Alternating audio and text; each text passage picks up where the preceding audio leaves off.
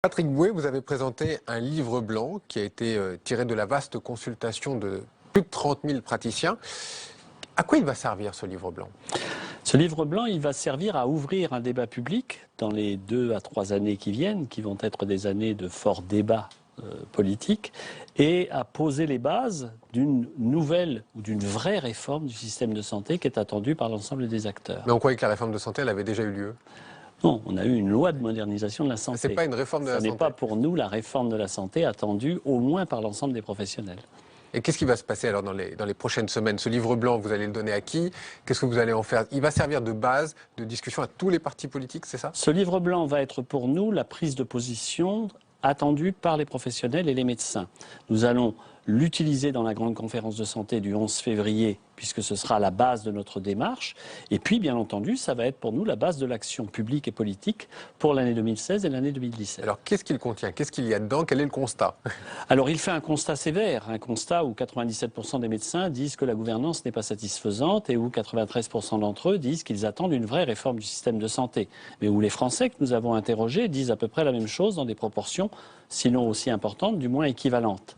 Donc aujourd'hui, le constat est un constat sévère. Ce système de santé, pour l'avenir, pose des problèmes qui ne sont pas résolus par les différentes lois qui ont été mises en œuvre depuis plusieurs décennies. Alors vous dites réformer la santé, réformer le système de santé. Expliquez-nous, qu'est-ce qui ne va pas aujourd'hui? S'il y avait une priorité, la première chose à faire, ça serait quoi? Les territoires. Aujourd'hui, la priorité d'une réorganisation du système de santé, c'est garantir la prise en charge des personnes dans leur territoire. Et aujourd'hui, pour nous, c'est un axe prioritaire, c'est un axe fondamental. Il faut arrêter d'empiler les couches du millefeuille, remettre tout à zéro et assurer la transversalité dans les territoires. Il n'y a pas que les territoires, on imagine, parce que quand vous parlez de système de santé, ça concerne évidemment les praticiens, ça on est totalement d'accord, mais ça concerne aussi nous, ceux qui vont voir les médecins. Bien sûr, mais nous avons de vrais problèmes de gouvernance, nous avons de vrais Le dialogue problèmes. se fait? Le dialogue aujourd'hui entre les professionnels et les patients reste un dialogue basé sur la confiance individuelle envers le praticien. Les patients, par contre, les usagers s'interrogent sur la pérennité du système, sur le fait que ce système soit bien un système basé sur la solidarité, que ce ne soit pas un système concurrentiel dans lequel le patient serait pris en otage entre les divers financeurs, entre une gouvernance qui ne s'exprime pas de façon lisible et entre des professionnels de santé qui cherchent leur place. Vous faites un lien aujourd'hui entre on va dire, la désertification médicale. Je sais que vous n'aimez pas trop ce terme, et pourtant il existe. C'est-à-dire, quand vous parlez du territoire, aujourd'hui, il n'y a plus vraiment de médecins qui s'installent dans des zones désertes, si on peut employer ce mot. Qu'est-ce qu'il faut faire aujourd'hui pour redonner un petit peu de vie à nos territoires? Revitaliser les territoires, le terme est exact, parce qu'aujourd'hui, là où il n'y a pas de médecins, il n'y a pas non plus d'autres services publics pour les personnes, pour les usagers, pour les citoyens. Il faut donc une politique ambitieuse, des investissements forts, lourds de la République, pour amener des services publics dans ces territoires, pour capter des professionnels de santé et d'autres domaines dans ces territoires. Donc c'est de l'argent? Vous demandez à ce qu'on aide un petit peu les médecins à venir s'installer? C'est une vision politique. Faut-il demain garantir dans les territoires la présence de l'État, la présence des services essentiels de l'État? Nous nous disons oui. Et pour ce faire, il faut que l'État investisse. Ce n'est pas donner de l'argent aux médecins, c'est investir dans les territoires pour les revitaliser. J'imagine que vous avez des discussions avec la ministre de la Santé, Marisol Touraine. Ça n'a pas été fait jusque-là, depuis 4 ans? Il n'y a pas eu de l'argent qui a été donné sur les territoires français pour implanter des médecins? Oui, mais donner de l'argent sans avoir une vision d'ensemble. Oui. Sur la vitalité des territoires, c'est donner de l'argent pour une partie à fond perdu. Et aujourd'hui, on voit bien que les mesures incitatives, que les divers plans antérieurs à Mme Touraine, qui ne porte pas sur ses épaules la responsabilité de toutes ces difficultés, que tout ceci, c'est de l'argent qui a été donné, mais que nous n'avons pas de vision des territoires. Et aujourd'hui, si vous deviez donner un conseil pour les futurs candidats, parce qu'on imagine qu'ils seront nombreux, que ce soit à gauche ou à droite, parce qu'il va y avoir pour les primaires, ce livre blanc, il va être distribué à tout le monde. Oui. Le conseil, c'est quoi? C'est d'abord les territoires et de dialogue avec les médecins? Notre conseil, c'est la reprise du dialogue, travailler ensemble pour revitaliser ces territoires, apporter des réponses aux usagers, et puis, bien entendu, travailler sur les parcours professionnels, travailler sur la formation des professionnels. La formation, c'est essentiel parce que Quand on parle formation, on parle évidemment de l'université.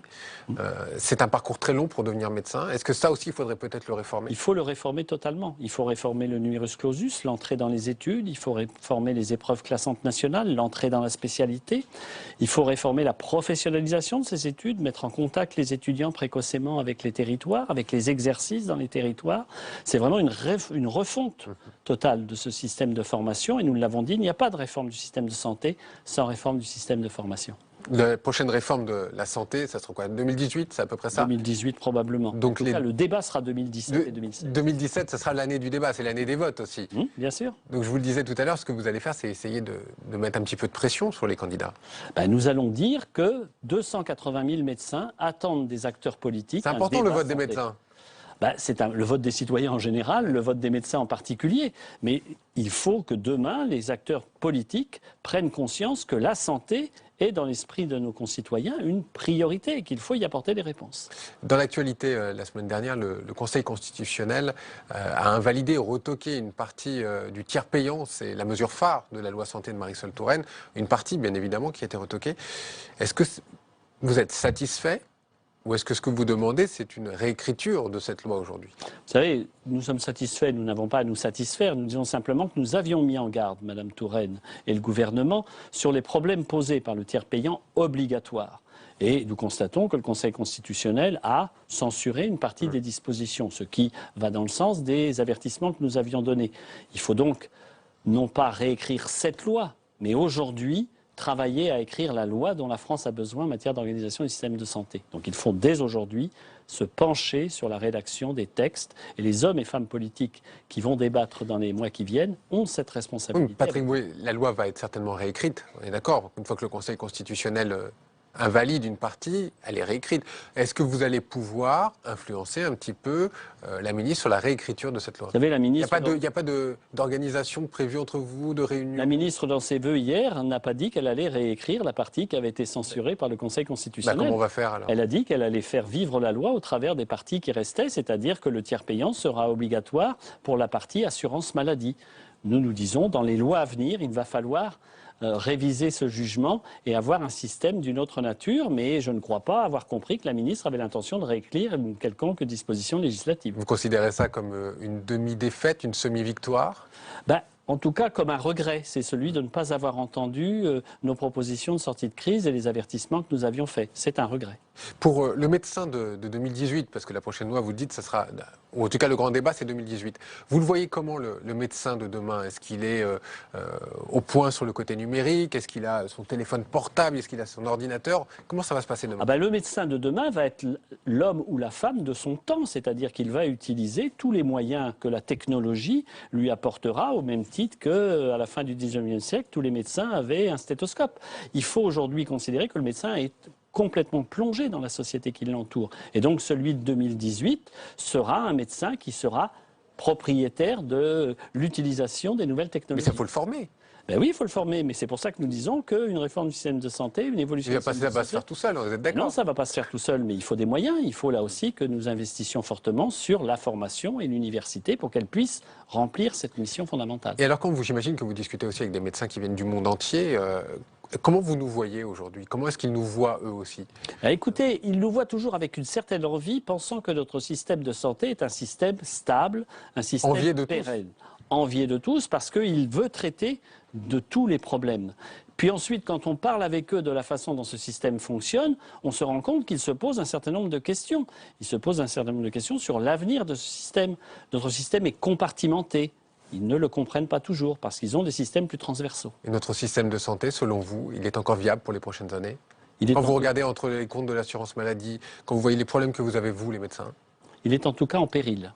C'est certain. Et il faut, dès maintenant, et c'est peut-être déjà un peu tard, mais en tout cas dès maintenant, prévoir le système de santé évolutif dont nous allons avoir besoin. Merci Patrick Bouet, je le rappelle, vous êtes président de l'Ordre des médecins. Merci d'avoir accepté l'invitation de Public.